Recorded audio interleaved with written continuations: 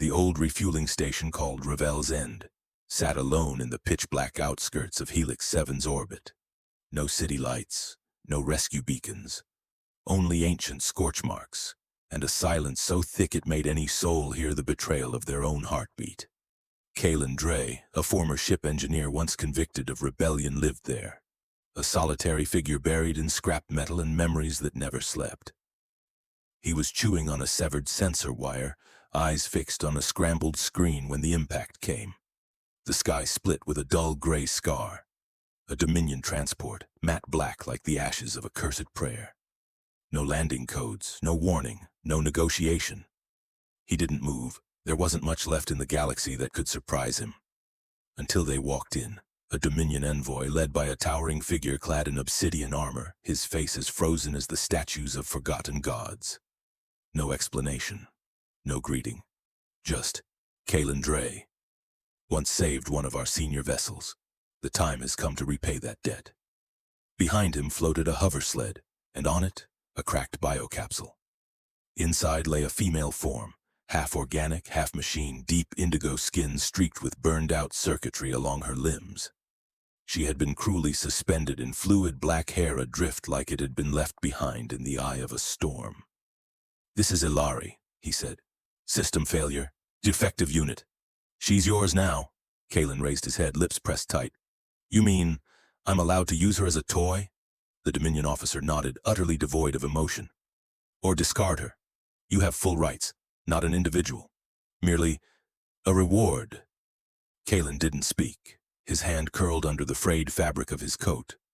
A soft click echoed. The minigun beneath the console had unlocked itself. But he didn't reach for it.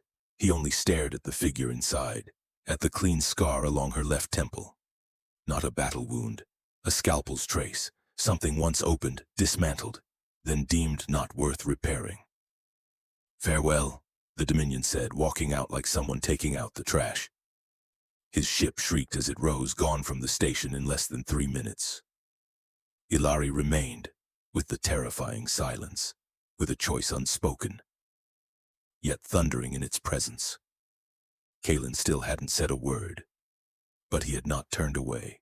The steel door sealed shut behind the Dominion entourage, leaving behind something that didn't belong here, or anywhere. The cold machinery of the biocapsule still hummed softly, its cracked display flickering light across a face suspended in slumber, or locked between life and death. Ilari, Kalen read the name faintly etched into the capsule's rim. Dominion script, but the lines bore the trace of human hands. He didn't touch her, didn't release the locks, didn't check the systems. He simply stood there, as though silence could somehow unravel the thing they had just dumped into his hands.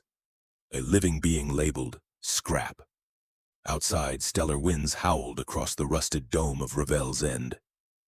Inside, yellow corridor lights flickered, their glow catching the metallic sheen of her skin. That uneven indigo surface mottled with flawed welds, scorched nerve threads still twitching erratically like they were trying to scream. Kalen should call the parts buyers, dissect the cyborg, extract the processor core, strip the sensors, make a few credits. Everyone would understand. No one would blame him. But they didn't live here. They couldn't hear Ilari's faint breathing, despite the malfunctioning life support loop. They didn't see her fingers twitch in reflex, reaching for something. They didn't know about Kira, Kalen's sister, who died in his arms because some corporation once declared, "Not worth saving." Kalen turned his eyes away from Ilari, but his feet didn't move, as if something, or someone, was holding him back, tied by an invisible thread stretching from the biocapsule to a memory he had buried far too deep. The room echoed with the slow drip of metal condensation from the vents above. Kalen reached out, fingertips grazing the capsule's glass. He paused at a small scar just above Ilari's temple, a clean incision too perfect for combat, a surgical cut, or programming access. She wasn't wounded in war, she had been tampered with, then discarded. Kalen exhaled, cold, hollow, and aching. He bent over the console, hand trembling slightly as he flipped the emergency override. A dry hiss erupted as cryogas hissed out, spilling across the floor like a wave of icy breath. The ancient machine spat out blinking warnings, but Kaelin didn't step back. The capsule hissed open, and Ilari collapsed into his arms, light as the final whisper of a dying dream. Ilari didn't wake up right away. When her body fell softly into Kaelin's arms, her mechanical legs still twitched, as if her internal systems were panicking from the sudden loss of familiar data streams. Neural circuits along her spine fired chaotically like a broken web of lightning. Her lips moved slightly, an unconscious reflex, producing no sound. Only designation codes, parameters, and a string of numbers Kaelin had never heard before. Orinth, K7, Delta 0. He didn't understand, but he listened and remembered.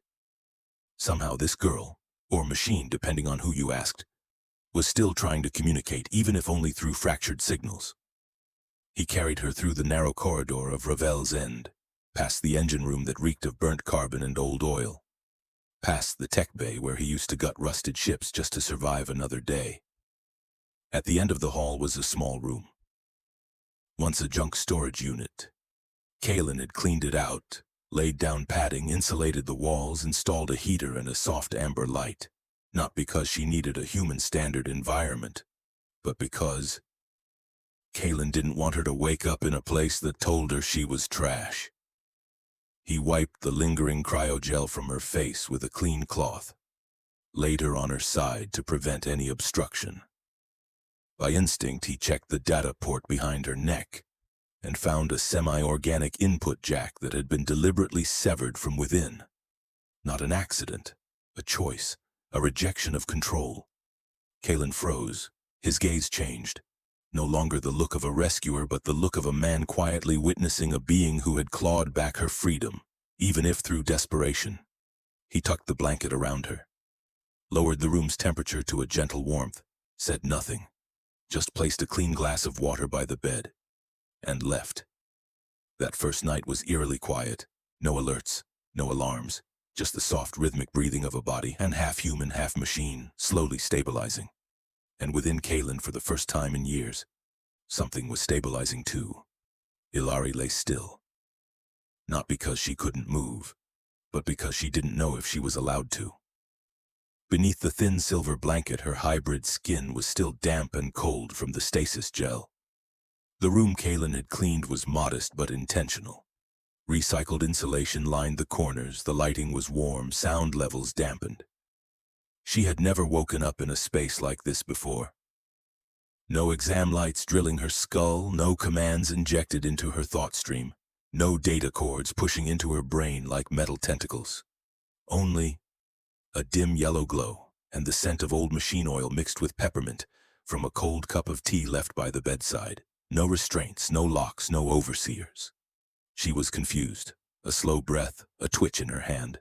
A misfired circuit in her elbow caused her entire arm to jerk. Ilari gasped. Instinctively, her eyes scanned the ceiling for cameras. But all she saw were circular rust stains like the faded footprints of machines dismantled long ago. She turned her head slowly. Her right eye sensor was glitching, but her left caught everything clearly. A foldable chair. An open toolbox, a crack in the wall, almost the exact size of a frustrated fist. It didn't feel like a prison, not like an interrogation chamber. It felt like an old, tired home, where the owner still tried to fix things even when no one was waiting for them. A door creaked open. Kaelin stepped in holding a glass of water. No steam, no drugs, just water. His eyes widened slightly when he saw hers open. "You're awake," he said. His voice was deep, hoarse, but not harsh. She didn't answer. Her lips were cracked and sore. She simply watched him, analyzing his face, his pupils, his hands. No activation code, no weapon, no intent to invade, just a tired but sincere man holding out a glass of water with both hands. "I won't hurt you," he said. "I just want you to have the chance to choose." That word, choose, struck something deep inside her. A place she thought the Dominion had erased long ago with their cold drills and programming needles. She turned her head away, but the tears came before she understood why. She didn't know the reason. Only that It wasn't a command, wasn't a system error. It was a feeling. Her own. Ilari turned her face away, hiding the unexpected tear sliding down her cheek. She didn't understand where it came from. It wasn't a damaged conduit. It wasn't a biochemical misfire. It was something people called emotion, and she had once been programmed not to have it. Kalen said nothing more. He placed the glass of water down, took a step back, and quietly exited the room. The door closed with a soft click. Silence returned. Ilari lay on her side, arms curled around her chest as the internal circuitry let out short, ragged pulses. No one was watching. No alerts triggered when she moved. No voice rang in her mind commanding her to stabilize or return to station. It was just her and herself. Long after Kalen's footsteps had faded, Ilari finally raised a hand to touch her temple, where the old scar hadn't fully healed, where the central access port had once been, where they had plugged in, issued commands, then erased everything. A quiet thought surfaced. If this isn't imprisonment, then what is it? If he wants nothing from me, then who am I in this space? In her artificial chest, a delayed pulse fired, a neural lag, a skipped beat. But she didn't panic as she once would have. No emergency override, no system forcing her into a lockdown protocol. She was allowed to decide how to respond. And that was the moment, for the first time in years, she chose to rise. Ilari didn't know how long she had slept after first waking. No monitoring system, no time logs. The room remained quiet. The light still glowed warm amber, and the small glass of water was still there, placed neatly on the bedside table. No one had taken it. No one had checked on her. And she was still here. In the world of the Dominion, that alone was impossible. A system failure unit like her, marked non-recoverable, was never kept past a single cycle. But Kalen hadn't discarded her, hadn't utilized her, hadn't extracted her functions. He had unlet her live, not for a purpose, just to live.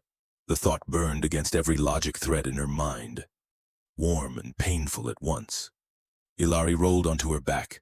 Her body protested instantly. Pain shot from her shoulders down her spine, spreading to her cybernetic legs in erratic surges. Neural leads misfired. Servos lagged. One eye went completely blind for several seconds. She gritted her teeth, sat up. Her back arched involuntarily as synthetic muscles seized in uneven tension, vertebrae clicking like glass about to snap. But she did not lie back down. Not this time. She reached out, trembling, gripping the bed's edge, pulling her weakened frame into a standing posture. Her left knee buckled, nearly collapsed. But her hand found the wall just in time. She stood. Not because of a command, not for a mission. No one had ordered her to move. Just because she wanted to. Kalen stood just beyond the door, holding his breath as he watched. He didn't interfere, didn't speak. He gave her that moment. The moment where a being once defined as a tool now redefined herself. The first step, her right foot scraped slowly along the floor like someone learning to walk for the first time. The second, her body wavered, nearly collapsed, but she caught the door handle. The third, she let go. Her body shook, her legs trembled, her breathing came in ragged gasps. But she still stood. Kalen stepped in just as her knees gave out. He didn't catch her, didn't touch her. He only crouched down and whispered, "You just walked. Not for anyone. Not for anyone to see. Just for yourself. To me, that's enough." Ilari propped herself up with one arm, sweat gathering at her temple, her breath sharp with pain. But in her eyes, for the first time, there was light, not from a screen, not from input, but from something long lost that had returned. Pride. Ilari sat on the floor, her back pressed against the wall. Hands still trembling even though she had stopped walking nearly 5 minutes ago. The pain in her knees had spread to her hips, then climbed up her spine, settling like barbed wire behind her neck where the neural interface had once been forcibly altered. Each minor spasm was a needle jab into a system that hadn't been healed. But she didn't focus on the pain anymore, not entirely. The light in her eyes, that first flicker of pride, was fading. overtaken by something else, something leaking from deep within her. From memory, not clear, not whole, but real. A corridor lined with transparent glass, figures in white coats walking past, the pulse of synthetic nerves firing. And a voice, cold, hollow, reverberating like it rose from the pit of some abyss. Identification code, Ilari 1A. Emotional response exceeds safe thresholds. Initiate temporary erasure of Tier 2 memory. Begin transfer to reprogramming. Her entire body froze. No one had commanded her to remember that. No system was uploading this into her mind. But she knew. She heard it. This memory was hers, not assigned. A sudden stab of pain pierced her left temple. She gasped, an involuntary sound tearing from her. Half rapid breath, half fragmented whisper. Orinth. Kai 4-0. Kalen, outside the room, burst in immediately. He halted at the threshold, not touching her, not interrupting the moment. Ilari, he called gently, can you hear me? She curled into herself, forehead on her knees, hand gripping the back of her neck as if trying to rip something out of her spine. They erased me. Her voice was raw. There were things I used to remember. They masked them, then labeled me unstable. Kalen stepped forwards and slowly and sat across from her. What did you remember? He asked. Ilari lifted her head. Her eyes were no longer empty like the first time she woke. Now, they held fear. Not of him, but of the truth. My existence, she whispered, was a malfunction. But not because I was broken, because I felt. Kalen didn't respond, didn't correct her, didn't offer cheap comfort. He just sat there, listening. Silent, so that the truth could finally echo freely in a room where, for the first time, Ilari was allowed to say something that had never made it into any report. She gasped for air, lightheaded, yet terrifyingly empty, as if she had just broken a seal from a past life and had no idea what waited on the other side. Emotion, she whispered, as if afraid some ancient system might hear her. It used to be a software error. Kalen looked at her for a long moment, then nodded. Software. Steady. But now, it's your strongest part. The moment the words left his mouth, the control panel outside gave a sound. A low, slow ping, sharp and unmistakable. Kalen stood instantly, striding toward the control hub. His fingers moved fast over the screen. Ilari pushed herself upright, steadying against the wall, and followed him. The screen blinked red. No network alert, no external system login. Only one thing. Interrupted pings. Sweeping scan pattern. Coming from a silent sector on the map. The dead space beyond the derelict corridor. Damn it, Kalen muttered. That's not a commercial signal, it's passive sweep. Recon, Ilari said quickly. Probing for automatic responses, they're searching for me. Kalen turned to her, eyes locked. Dominion? She nodded. I'm not broadcasting. No beacon, no ping. They shouldn't have found me. Unless. She froze, closed her eyes. A ripple of current sparked across her forehead, trailing down her spine. The core systems inside me are still reflexing, still answering root source signals, automatically by instinct. Kalen asked nothing more. He sprinted to the auxiliary station, yanking the power cable from the life support core. The ship rumbled faintly. Ilari staggered, but didn't fall. We have to jump the system, he said. Slip into the shadow band, it'll block most of the scan spread. Ilari stared at the pulsing red on the screen. Each blink felt like a breath closer.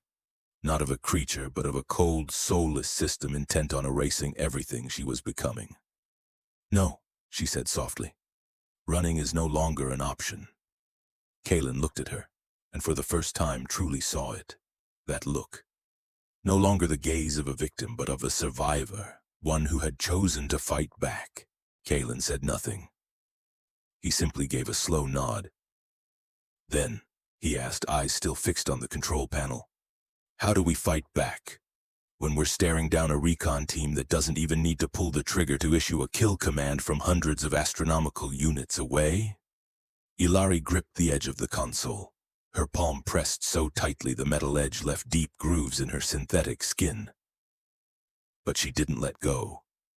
Thought patterns surged like fire across the remaining navigation chips in her post-wipe neural array. I'm not stronger than them, she admitted. Not faster, not invisible. But there's one thing they can't calculate. Kaelin turned to her. What? Ilari raised her head, her golden brown eyes glowing with conviction. I am a command line that the Dominion deleted before assigning a replacement. A void between deactivated and unclassified. I am a logic error their system cannot resolve. Kaelin raised a brow. So what do you plan to do? Ilari turned, walking toward the auxiliary transmitter station. Her legs still trembled, but each step carried new weight. She removed the inhibitor clasp, still loosely fastened behind her neck, and placed it on the console, like an ID tag once forced upon her, now reclaimed. I'm going to open a comm line, not to negotiate, but to declare. Outside, the display flared to life. Dominion Recon Vessel Echo 7.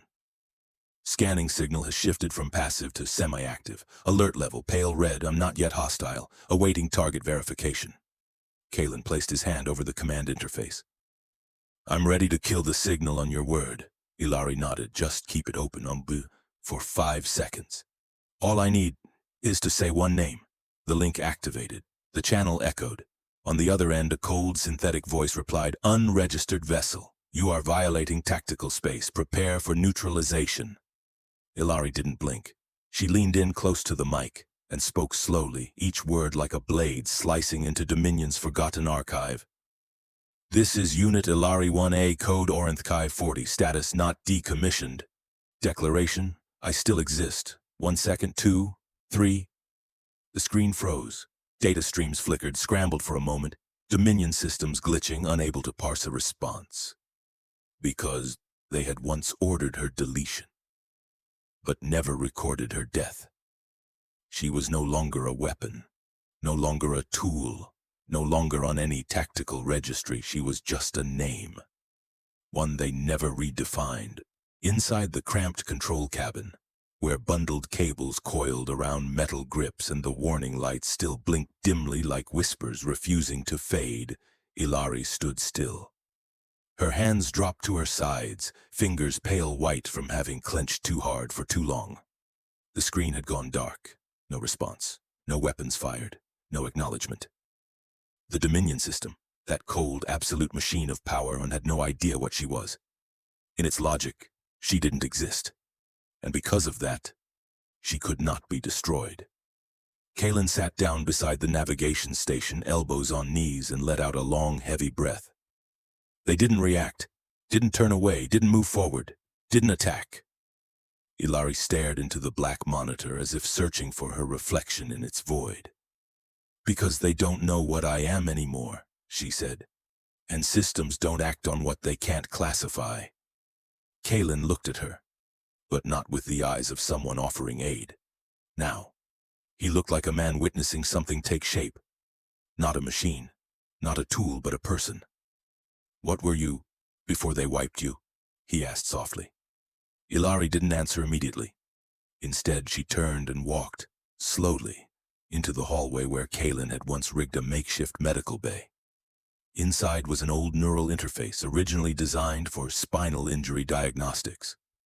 Kaelin had used it before, to check nerve alignment in battlefield survivors. She laid herself down on the reclining frame, gesturing quietly. I want to know, not through someone else's words, but through what's still inside me. Kaelin hesitated for just a breath, then connected the interface. Signal pulses hummed to life. The first image wasn't a memory, it was a sound, a rhythm, a vibration of strings, not Dominion. Guitar, Ilari whispered. I remember hearing it. In a room with soft green light. Someone was playing it, not for an audience, just for themselves. Kaelin sat nearby, watching intently. Auxiliary signals flickered on the display. A sealed data packet was beginning to decrypt. Orinth Chi, a lower-level open-source directive, had been buried beneath layers of control commands. Then, a voice emerged, from memory. Don't erase her. She feels. She can do what we can't encode. She's the bridge. Ilari opened her eyes, her lips trembled, not from fear. I was a prototype, an emotional interface, Human empathy merged with Dominion combat design. They called me a soft weapon, but I wasn't just an experiment. I was to proof that emotion isn't malfunction, it's evolution. Kalen didn't touch her. He simply sat beside her, as he always had. And for the first time, Ilari smiled, small, faint, delicate, like a child remembering their real name for the first time, after being forgotten by the world for far too long. A moment of silence passed. Kalen, still seated beside the neural scanner, watched her brainwave patterns slowly stabilize. Every signal was clear. She was coming back to life, in every sense of the word. But just then, red light erupted across the ship's main deck, no longer a passive scan warning. It was a target lock alert. "No way!" Kalen bolted upright, rushing to the auxiliary panel. The screen flared, unmistakable Dominion signature. But this time it wasn't a drone. It was a full warship, tagged with execution-level enforcement authorization. Ilari shot up from the connection chair. Just moments ago, her face had glowed with awakening. Now it was slapped cold with dread. "They didn't stop," she whispered. "They let me live on, just long enough to watch, and once they saw that I still feel, still remember." Kalen clenched his jaw. "They don't know how to process a being like you, so the easiest response is to erase you." The ship trembled, the outer hull scraped by a layered scan pulse. Primary navigation systems glitched into static, no warnings, no demands to surrender. Just a sentence of death. Ilari braced herself upright. Her legs still trembled, but her eyes were steel. "They're not afraid of me becoming a weapon. They're afraid of me becoming a story." Kalen didn't need orders. He opened the emergency cache and pulled out a lightweight energy rifle, clipping it to his arm. "Secondary energy systems are condensing at the ship's rear," he said. "They're preparing a pulse, wide spectrum, to neutralize all life forms inside. Not for interrogation. For deletion." Ilari turned toward the ship's inner hull. Her hand touched the freezing metal. A thin filament, almost invisible, extended from her forearm. A low-level military interface, once severed, now reassembling piece by piece. "Kalen," she said, her voice low. "I'll trigger the reflex protocol. I'm the primary target. I'll broadcast a false signal, rerouting them to chase old nav paths. While I hold them off, you create the distraction." Kalen shook his head. "You're not fully recovered.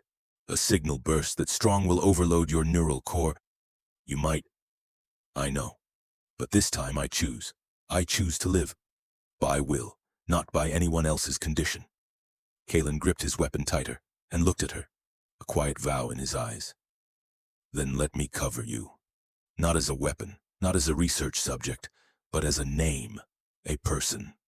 There was no time left to wait. Outside, the Dominion warship activated its main cannon, and in the final second, before the entire deck shook with the first impact of incoming energy, Ilari closed her eyes, and for the first time, not to obey, but to ignite herself.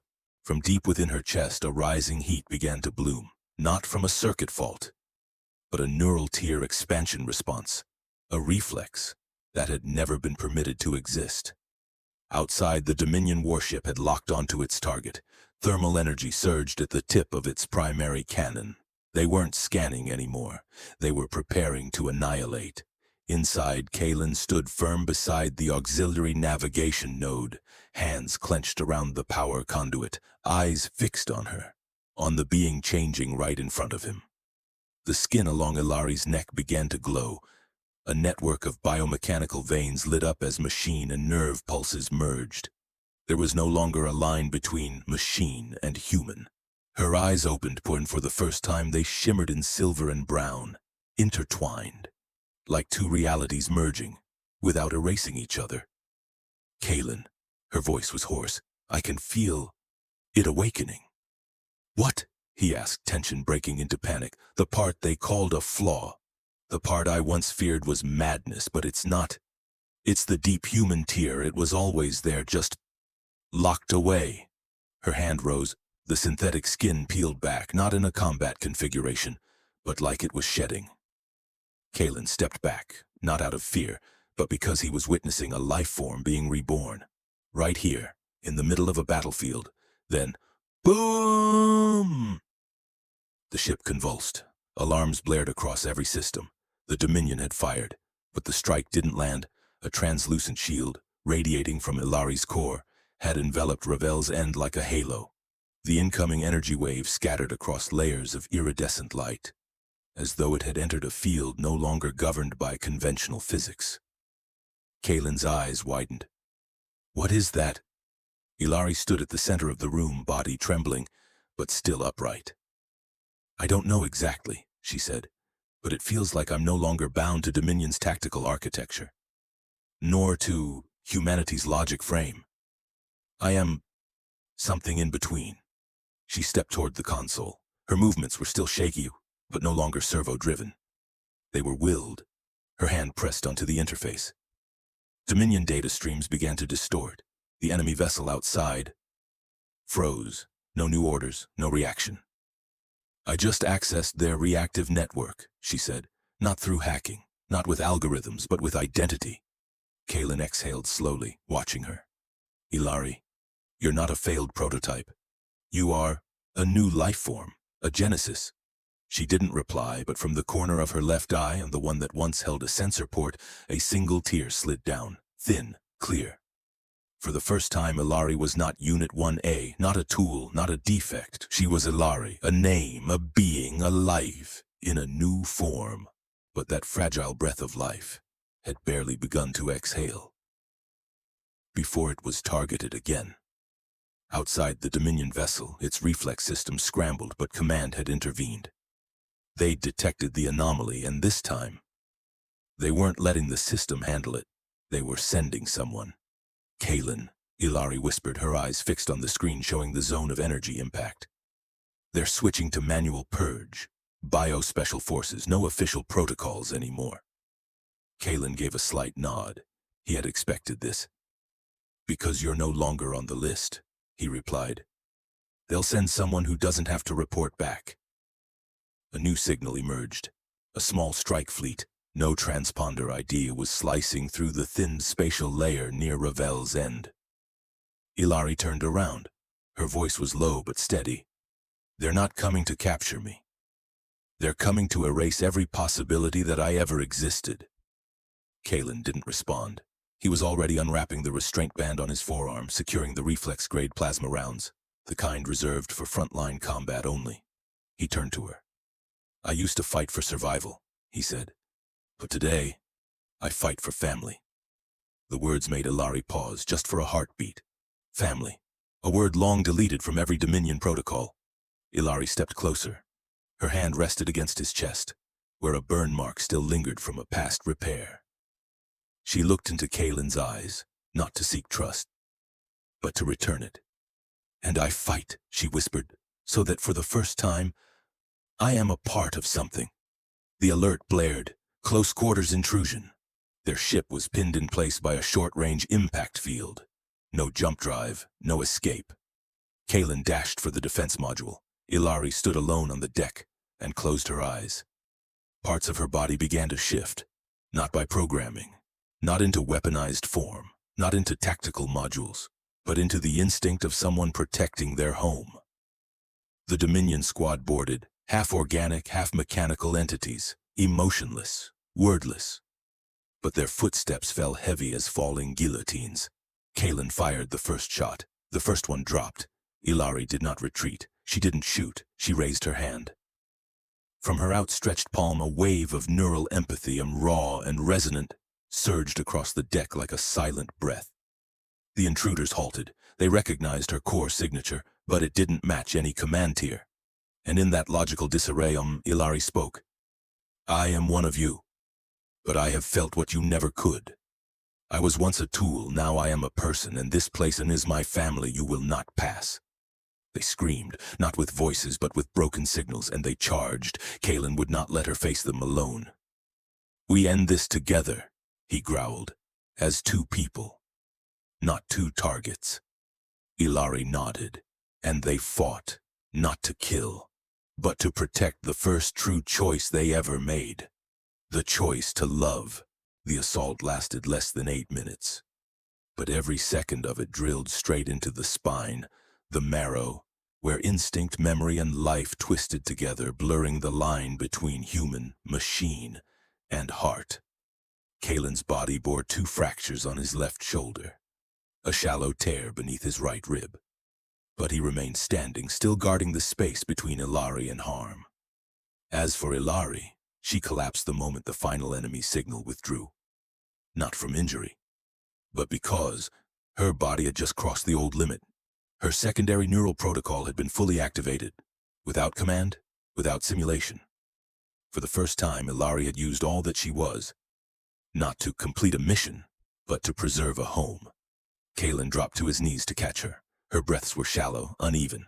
Her eyes dimmed for a moment but remained focused. Still her. "I'm still here," she whispered, voice fragile. "Right?" Kalen nodded, gripping her hand tightly. "You're not going anywhere. Not while I'm still here." Ilari let out a faint laugh, thin as smoke, not out of joy, but because she was too exhausted to worry anymore. The ship fell into stillness. No more alarms, no more breach alerts, only the soft hum of the air circulators. And the warmth between 2 human hands, one once a scrapyard tech, one once a discarded prototype.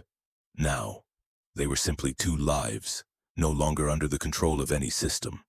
Ilari closed her eyes. Kalen didn't shake her. He just stayed there, one arm supporting her back, the other keeping her breathing steady. Not with any medical device, but by touch. Not to calibrate, but to remain. 1 minute, 2 minutes. The systems rebooted. A single light blinked. Not red, not a warning, but a signal of stable warmth. She opened her eyes. This time her gaze did not tremble. "I used to think that if I was labeled an anomaly, then every emotion was just noise. But today, I know. It was the original signal." Kalen smiled. His hand gently brushed her cheek, not because she was the one saved, but because she was alive, in every sense of the word. They said nothing more. They simply sat there, in the hush that follows a storm, as if even their slow, shared breath was more sacred than anything ever programmed. No one said anything. No one needed to. Until a soft ping echoed from the secondary console. Kalen turned his head. Ilari didn't move, but her eyelids fluttered open. The light on the screen wasn't a warning. It wasn't a targeting lock. It wasn't an attack signal. It was just a line of code, solitary. Kalen stepped closer. He read it 3 times just to be sure he wasn't seeing things. Orinth Chi 40, entire project terminated. Final entity confirmed alive. System-wide directive, withdraw. Status, no further processing. Ilari whispered behind him. They saw. Kalen turned back. "Saw what?" "Me," she answered, slowly, as if even speaking her own identity required a pause to believe it was real. Not as a failed unit, not as an experimental subject, but as a result, a life form. Kalen stared at her, and in that moment he saw something the Dominion could never quantify. Will. Not resistance, but choice. Ilari stood, not abruptly, not mechanically, not out of sequence. She walked toward the console. Her hand reached out to touch the message still glowing on the screen. "This is the final entry. The order to withdraw isn't out of mercy. It's because they no longer understand what I am." Kalen nodded. "They fear the undefined. Anything that doesn't fit within their logic grids." Ilari turned, eyes gazing into the shadowed corners of the command bay. Far in the distance, the Dominion warships began to turn. No explanations, no farewells, just silence and retreat. Ilari whispered, like a goodbye to something that once defined her. "We were once a part of them, but now I no longer belong there. And if this is how it ends, then it is also how something new begins." She closed her eyes, and in the darkness the final remnants did not explode, did not vanish. They withdrew because they knew. What now stood before them was no longer something they could control. Ilari exhaled. Unhurried, there was no pressure left in her chest, no system left to classify her as a threat, only breath. And Kalen. She turned. Kalen was still standing behind her, his gaze no longer ready for war, but now that of a man who had witnessed something sacred. "So this is the end," he asked softly. Ilari nodded, but just barely. Not the end, she said. Just that, for the first time, no one else is writing the next chapter for me. A silence followed. Then Kalen stepped toward the ship's hatch. He opened the side gate. Beyond it, a wasteland, nameless and untouched. No navigation signals, no extraction structures, just earth, rock, air, and a silent sky. I found this coordinate when I scanned the edge of the dead border, Kalen said. It's not on any Dominion map, not under any authorized star system. If we want, we could start again here. Ilari stepped out. Her feet touched soil. For the first time, without a foundation boot up. No pressure calibration, no synthetic biological sequencing, just a step, and the ground received her. No resistance, no diagnostics, no analysis. The wind moved past, gently. Ilari lifted her face, taking in a long breath. The air was coarse, laced with mineral and dust. But it was real. Kalen stood beside her, in silence. If I've ever belonged somewhere, she said, eyes fixed on the sky, then it is here. Not because someone allowed it, but because I chose it. Kalen nodded, his smile weary but warm. Then, let's begin. She turned toward him, extending her hand.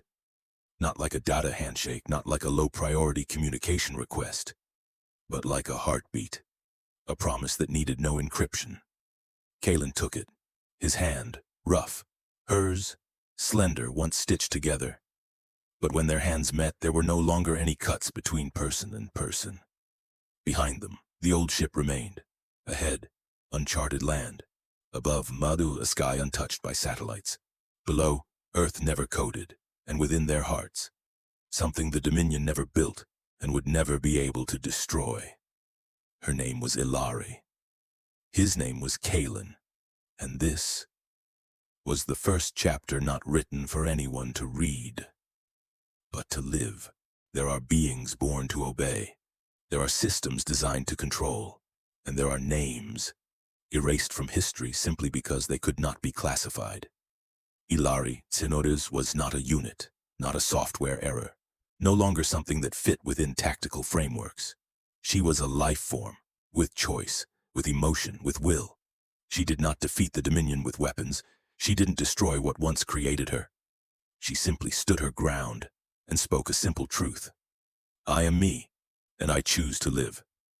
With her hand clasped around Kalen's, a man who did not rescue her as a hero, but walked beside her as someone who knew how to love and how to stay. They didn't start a revolution. They didn't rewrite history. They simply began a new chapter.